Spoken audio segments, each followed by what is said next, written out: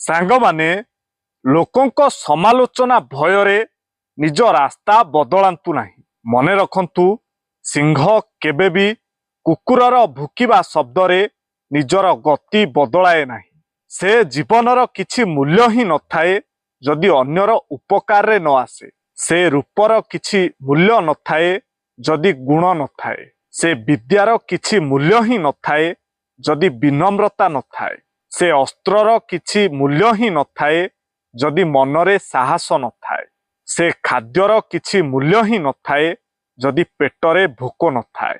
ଆଉ ସେ ଧନର କିଛି ମୂଲ୍ୟ ହିଁ ନଥାଏ ଯଦି ଅନ୍ୟର ସାହାଯ୍ୟରେ ନ ଆସେ। ଭଗବାନ ଶ୍ରୀକୃଷ୍ଣ କୁହନ୍ତି, ସମୟ ସ୍ଥିର, ସ୍ଥାନ ସ୍ଥିର, ଆଉ ଘଟଣା ସ୍ଥିର। ତୁମେ ଯାହା ହରାଉଛ ତାହା ଅପେକ୍ଷା ଭଲ ନିଶ୍ଚିନ୍ତ ପାଇବ। ଯଦି କ୍ରୋଧ ଆସେ ତେବେ ନିଜ ସହିତ ଲଢ଼, ଲୋକଙ୍କ ସହିତ ନୁହେଁ। ଯଦି ସମସ୍ୟା ଆସେ ତେବେ ସମୟ ସହିତ ଲଢ଼, ନିଜ ସହିତ ନୁହେଁ। ତୁମେ ନିଜ ପାଇଁ ଏତେ ଯଥେଷ୍ଟ ଯେ ତୁମେ ନିଜେ ତୁମର ସମସ୍ତ କ୍ଷତକୁ ସୁସ୍ଥ କରିପାରିବ। ପଶ୍ଚାତାପ ଅତୀତକୁ ବଦଳାଇ ପାରେ ନାହିଁ ଏବଂ ଚିନ୍ତା ଭବିଷ୍ୟତକୁ ସୁଧାରି ପାରେ ନାହିଁ।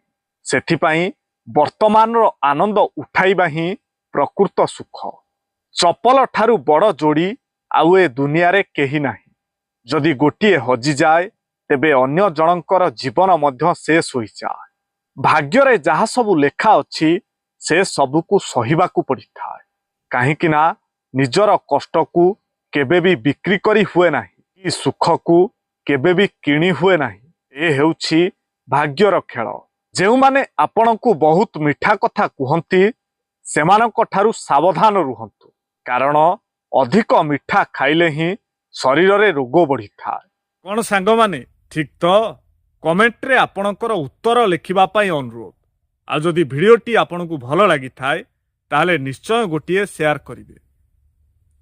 ସାଙ୍ଗମାନେ, ଦୁଆରବନ୍ଧ ପାଖରେ ପଡ଼ି ରହିଥିବା ଛିଣ୍ଡା ଚପଲ ହଳକ ହସୁଥିଲା ଯେତେବେଳେ ପୁଅ ଗର୍ଜନ କରି କହୁଥିଲା ବାପାଙ୍କୁ, ତୁମେ ମୋ ପାଇଁ କ'ଣ କରିଛ?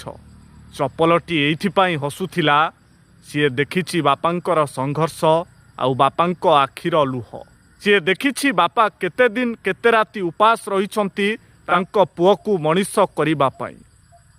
ସିଏ ଦେଖିଛି ବାପା କେମିତି ରକ୍ତକୁ ଝାଳ ଭାବରେ ନିଗାଡ଼ି ଦେଉଥିଲେ ତାଙ୍କ ପୁଅକୁ ସୁରକ୍ଷା ଦେବା ପାଇଁ। ସେଇ ଚପଲ ହଳକ ଶେଷରେ ହସୁଛି ପୁଅର କଥା ଶୁଣି।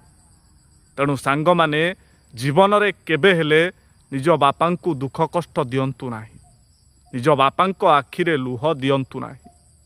କାହିଁକି ନା ଆଜି ପର୍ଯ୍ୟନ୍ତ କୌଣସି ପୁଅ ବାପା ମାଙ୍କ ଆଖିରେ ଲୁହ ଦେଇ କେବେ ବି ଖୁସିରେ ରହିପାରି ନାହିଁ। କ'ଣ ଠିକ୍ ତ? କଥା ମୋର, ବିଚାର ଆପଣମାନଙ୍କର। ଯଦି ଏହି ଭିଡ଼ିଓଟି ଆପଣଙ୍କୁ ଭଲ ଲାଗିଥାଏ ତାହେଲେ ନିଶ୍ଚୟ ଗୋଟିଏ ସେୟାର କରିବେ।